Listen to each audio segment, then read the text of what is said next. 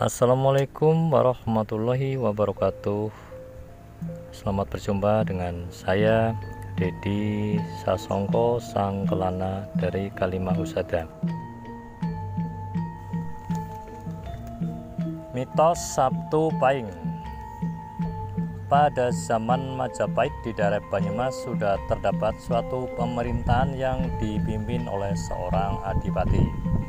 Sebagai adipati Wirasaba pertama yang berkuasa antara tahun 1413 sampai 1433 adalah Raden Adipati Wirahudaya. Kemudian pemerintahan keadipatian ini diteruskan secara turun-temurun hingga pada zaman Kesultanan Pajang. Pada masa pemerintahan Sultan Pajang, yaitu Sultan Hadiwijoyo, Wirasaba sudah sampai pada masa pemerintahan Adipati Wirasaba ke-6, yaitu Raden Baguswarga dengan gelar Raden Adipati Warga-Utomo ke-1.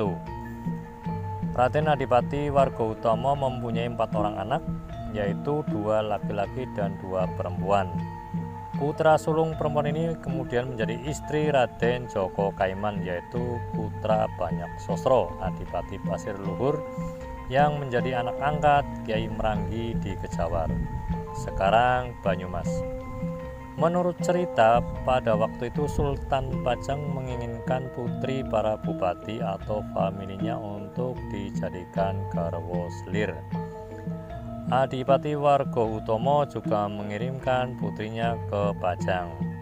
Putri Adipati Wirasaba pernah dinikahkan dengan anak laki-laki Demang Toyareka, tetapi sudah lama bercerai dan belum pernah rukun. Setelah putrinya diserahkan kepada Sultan, Ki Adipati pun segera pulang lewat daerah pesisir selatan. Di lain pihak, Ki Demang Toyareka setelah mendengar bekas istri anaknya itu dipersembahkan kepada Kanjeng Sultan, ia bersama anak lelakinya menyusul ke Pajang. Di hadapan Kanjeng Sultan, Demang Toyareka mengadu bahwa putri Adipati Wirasaba yang dipersembahkan pada Kanjeng Sultan adalah masih menjadi istri anaknya. Mendengar pengaduan itu, Sultan Pajang menjadi murka dan segera memerintahkan kepada punggawanya untuk mengejar Adipati Wirasaba yang dianggap telah mengelabuinya. Bila bertemu Adipati harus segera dibunuh. Setelah utusan itu pergi, Sultan menemui putri Adipati Wirasaba yang sudah tinggal di Keraton Pajang. Sultan pun bertanya, "Betulkah engkau masih mempunyai suami?" Putri Wirasaba itu menjawab, "Tidak."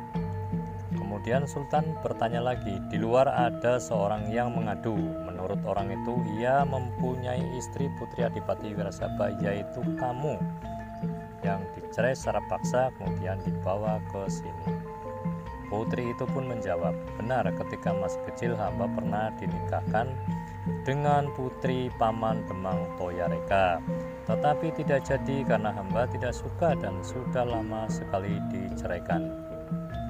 Kanjeng Sultan menyesal, ia telah terlanjur memberangkatkan utusan untuk menghabisi nyawa Adipati Wirasaba. Tanpa menunggu waktu lagi, Kanjeng Sultan mengirim utusan yang kedua untuk menyusul utusan yang pertama dan membatalkan perintah Sultan tadi. Perjalanan Ki Adipati Wirasaba sudah sampai di Desa Bener, sekarang masuk Kawedanan Ambal, Purworejo. Hari itu hari Sabtu Pahing menjelang waktu zuhur. Adipati Wirasaba beristirahat di rumah salah satu penduduk desa, di rumah Balai Malang, dan dihidangkan pindang daging angsa, sedang kudanya Daubang titiannya diikat di pekarangan rumah. Ketika sedang menikmati hidangan, tiba-tiba rombongan utusan sudah berdiri di hadapan Sang Adipati. Sang Adipati pun bertanya, "Ada dawuh apa?" Kelihatannya ada berita penting. Tak lama kemudian ganda kedua kelihatan dari jauh melambaikan tangannya, maksudnya agar Adipati Wirasaba tidak jadi dibunuh. Tetapi isyarat tadi justru ditanggapi keliru. Dianggapnya isyarat itu agar segera membunuh sang adipati. Segera utusan pertama dengan cepat menghujamkan kerisnya ke lambung Adipati Wirasaba. Sesampai di tempat, utusan yang kedua marah. Bukankah tadi sudah saya peringatkan dari jauh supaya jangan kau bunuh? Tetapi mengapa kau bunuh juga? Utusan pertama menjawab, tadi engkau memberi isyarat agar kami tidak usah menunggumu, makanya langsung saya bunuh. Keduanya saling menyalahkan karena takut dihukum oleh Sultan. Adipati Wirasaba yang sedang dalam keadaan kritis sempat berkata, para utusan semuanya, kalian tidak usah saling menyalahkan. Semua ini sudah takdir Tuhan. Aku ikhlas menerimanya. Beritahukan saja kepada Kanjeng Sultan ketika utusan kedua datang, saya sudah dibunuh. Sekarang kembalilah kalian ke Pajang. Kepada para santana yang menyertaiku, Adipati pun berpesan, para anak cucuku dan keturunanku semua, apabila bepergian hendaknya jangan pada hari Sabtu Pahing, jangan memakan daging angsa, jangan menempati rumah Balai Malang, jangan pula naik kuda Dawugbang.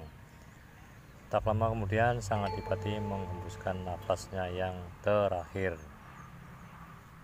Demikian para pemirsa dan saudaraku semua, mitos Sabtu Pahing di daerah Banyumas. Semoga bermanfaat. Yang positif kita ambil, yang negatif kita tinggal.